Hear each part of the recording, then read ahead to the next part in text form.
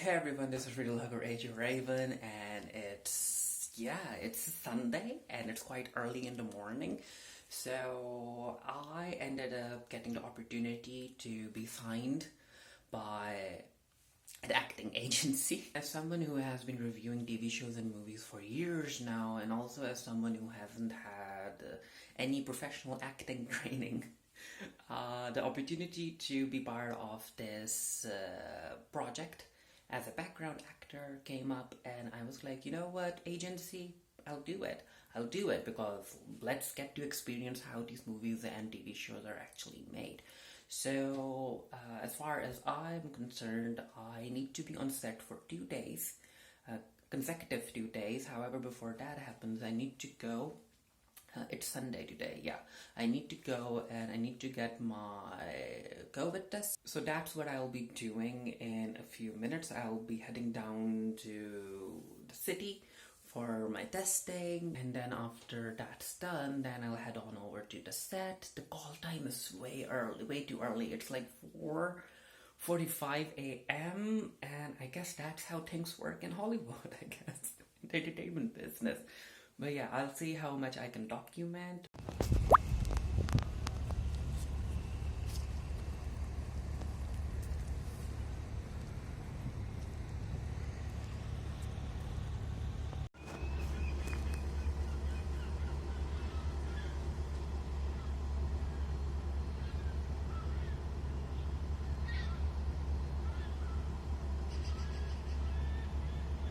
So it's been a bunch of days since my first ever job as a background actor, and I ended up working 2 consecutive days.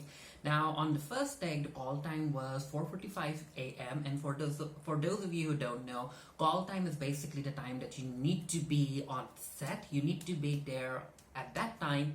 Now, personally, I would recommend reaching there like 10 to 15 minutes earlier. Now, I really don't want people to become way too over efficient and reach the set like half an hour earlier or something. Like, don't do that. Don't do that. So the first day's call time was 4:45 a.m. and the second day's call time, yeah, it was early too, but not as early.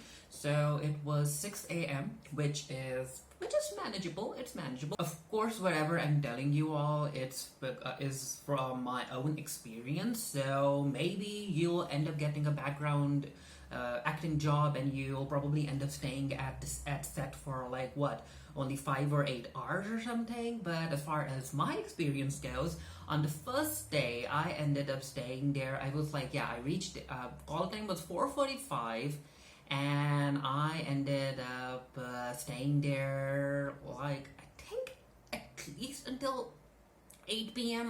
I guess 8 p.m. I'm not really sure. I think, yeah, 7:30 p.m. Yeah, it was a long day.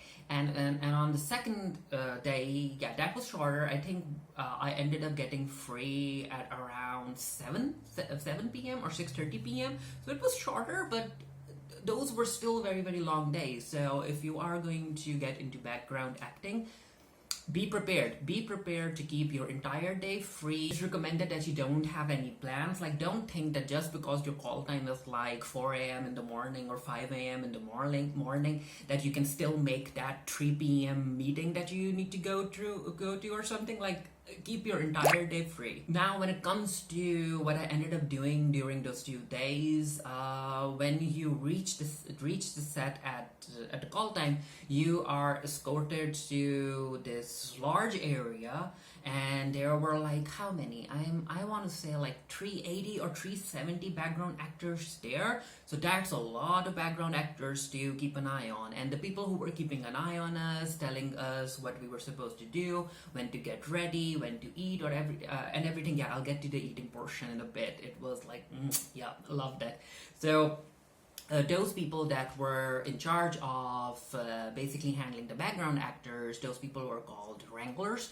And from my own experience, like, those wranglers were very friendly. If you had any questions, if you needed to go to the bathroom, use the bathroom, you needed to go outside to catch some air, you could just talk to the wrangler, and they'll let you know how to go about doing everything. Like, from my experience, I really enjoyed my 2 days there. Again, as I said, everyone was very kind, everyone was very helpful. Now, of course, I have heard certain horror stories of very, very bad experiences that background actors go through, where they aren't giving the respect that you should be giving another human being. But from my own experience, I really enjoyed those 2 days. So yeah, when it comes to what you're going to do as a background actor, there's a lot of sitting around, a lot of sitting around. I ended up sitting for like 3 or 4 hours straight until we were called on set to do the work or whatever the director wanted us to do. And as you sit around, I would recommend that you bring a book that you can read, maybe watch YouTube. Yeah, you can use your mobile phones in the holding area.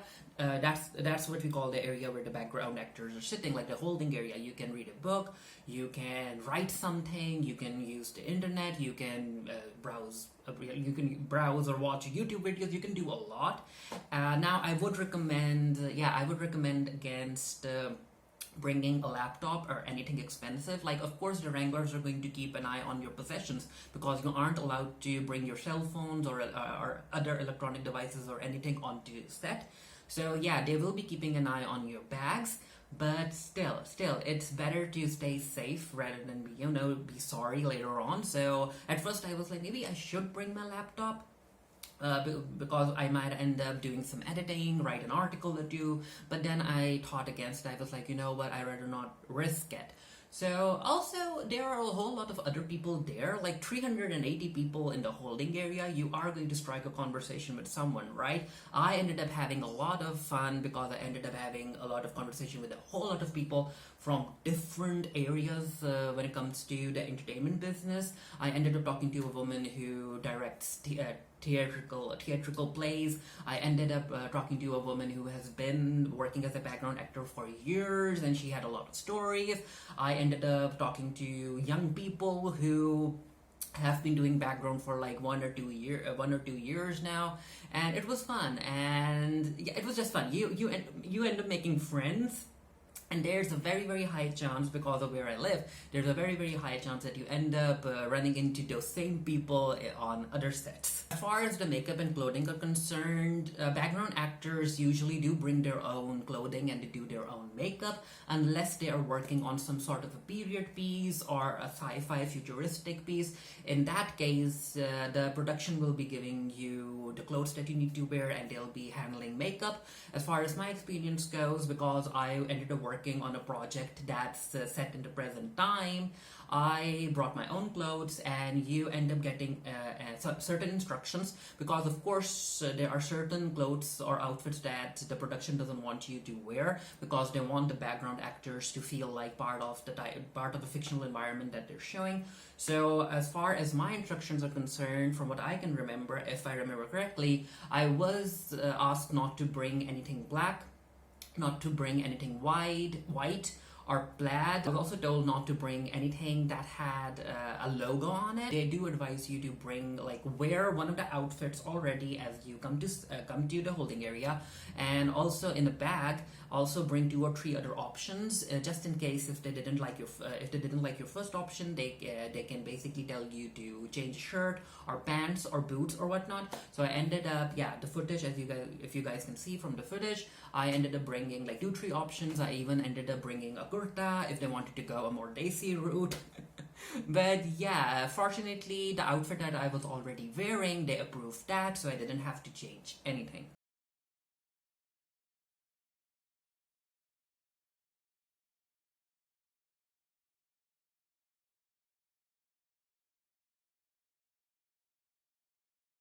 As far as the food is concerned, because you will be staying a whole lot of hours, of course they need to take care of feeding all of the background actors, and yeah, they ended up feeding us a lot. I'm not really sure if it's the same when you're working on other productions as well. But on my production, they ended up giving us breakfast. I'm talking about the 2 days that I work. On each day, they ended up giving us breakfast. At first, there was breakfast, then there was a snack, then there was lunch, then another snack, and another snack, and yeah, they fed us some very good food, and there were a whole lot of options for you to choose from. You could go the vegan route, you could go the meat route. And also you could go to the crafty or the craft table, and you could get a Coke, a soda, chips, peanuts, sweets, like whatever you wanted to get, you could get. Basically, you won't starve. If you are working on a very good production as a background actor, you won't be starving. And the best part is that all of the food that they give you, you aren't supposed to pay for it. Like, it doesn't come out of your payment. Now, talking about payment, you know what? I'll if I remember, I'll try and put some images over here of the food, some of the food that I ended up seeing there. Now, when it comes to the payment, according from my experience, if you aren't a union member, then of course you will be paid minimum wage per hour, which is basically where I live. It's $15 an hour. And that's a lot considering how many hours you'll be staying. Like, because after the 8-hour mark, you do get overtime, which is 1.5 of the minimum wage. So by the end of the day, you end up getting a lot of money, if you think about it, compared to the work you're supposed to do. So yeah, background acting, if you really want to get into it, and if you live in an area where there are a lot of productions happening, then yes, background acting can be a very good way for you to make quite a lot of money. Now, talking about what happens or what background actors are supposed to do when they're on set. Now, I knew that when you're making a movie or a TV series, you do get to go through a lot of retakes, but I wasn't expecting that many retakes, because I think I was part of I ended up seeing at least over the course of 2 days, at least 8 scenes being filmed, and each scene had to be redone like 10 or 8 times. So again, redo the scene. And yes, it's exciting, but it can get a bit boring as well, because you are seeing the same scene being played over and over again, from different angles, a different change in dialogue, a different change in the outfits. Like, it can get boring, but yeah, that's the life of an actor, I guess. And I was like, you know what? I feel bored as a background actor. Like, the other creative team, the director, the assistant directors, the main cast, they were really into it. And I was like, oh, these actors have to actually act the scene again and again and again. And they have to bring the same level of energy, because you don't know which take ends up being part of the final cut. Now, your job as a background actor, that can vary. It depends on whether or not you are part of a crowd in an arena, or you are part of a crowd outside and you have to walk past the actors. So what you're supposed to do, it's going to depend on what kind of project that you're part of. Coming to what I had to do, I ended up being part of a crowd, so we had to cheer. We had to cheer a lot, and we had to cheer again and again and again at specific moments during the scene, because of all of those retakes. Like, it was work. It was work. As far as the decorum is concerned, when it comes to how you should be acting as a background actor, I mean, it is a professional setting. You aren't going to go there thinking that you're the main star and that you're going to basically fangirl or fanboy over a certain TV celebrity or a movie celebrity that you end up seeing. It's a very professional setting, so you have to basically act in a very professional manner, because everyone is there to do their job. And you know what? Just don't try to be annoying about it. Again, if you have a question, if you have a query, go ask the wranglers, and don't try and taking footage, taking pictures, that's not allowed. And also, don't try to be annoying. Don't try to be the center of attention. Like don't. Again, it's a professional setting. You're going there to do a job. You are being paid to do a specific job. So be mature about it. Now, would I recommend that you should get into background acting if you want to be a lead actor in a movie or a TV series?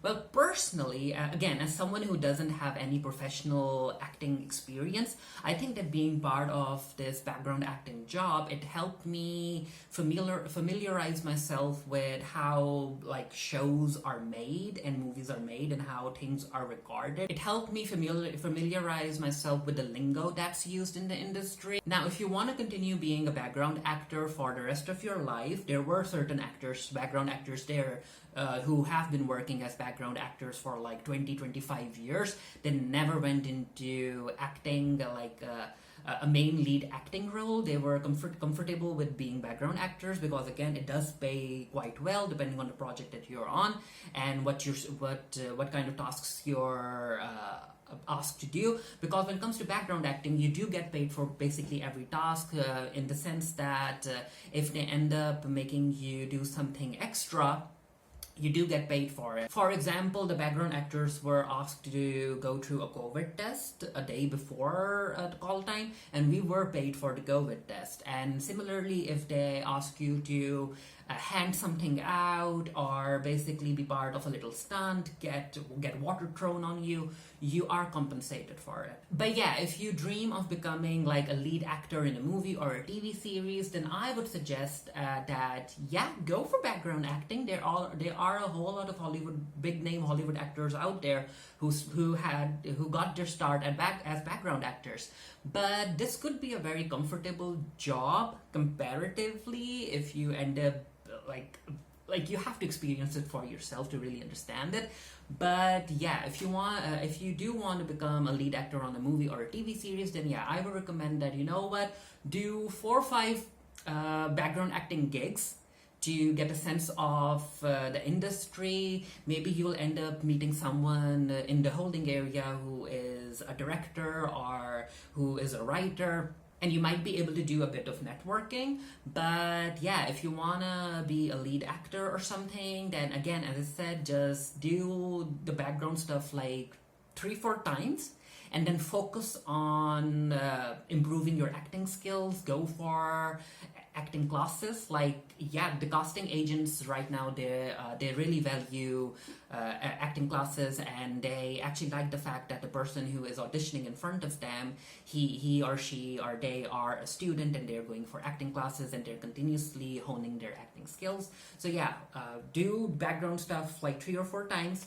then focus on actual acting classes and focus on getting auditions and everything. Forget about background acting, because of course there are certain stories out there where a certain background actor was found by a director or a casting agent, but that rarely happens. So don't go into background acting thinking that you'll be discovered or something, or you'll bump into the director or the main star and they'll fall in love with your acting abilities and whatnot. Don't go into background acting thinking that. So do background acting stuff, experience it like I'm just experiencing it for the fun of it, basically. And it definitely gave me a different perspective that I'll be using when I go back to reviewing movies and TV shows and whatnot. So background acting, experience it 2, 3, 4 times. If it's for you, go ahead, you can continue being a background actor. But if you want to be a main lead actor or even a supporting actor, focus on your acting, focus on attending acting classes, and focus on getting auditions. So that was my experience being a background actor. Hopefully my future experiences will be the same, if not better. And also, depending on how many projects I end up being a part of, if I do end up appearing in certain scenes, I'll make sure to talk about them. If I remember, because if you end up if you end up filming like this week, then that project isn't going to come out for at least a year, right? So it's going to be a while. But let's see what the future holds for me. And if you have any questions, feel free to leave them down in the comment section below. And until next time, stay happy, stay safe, stay blessed. See you guys later.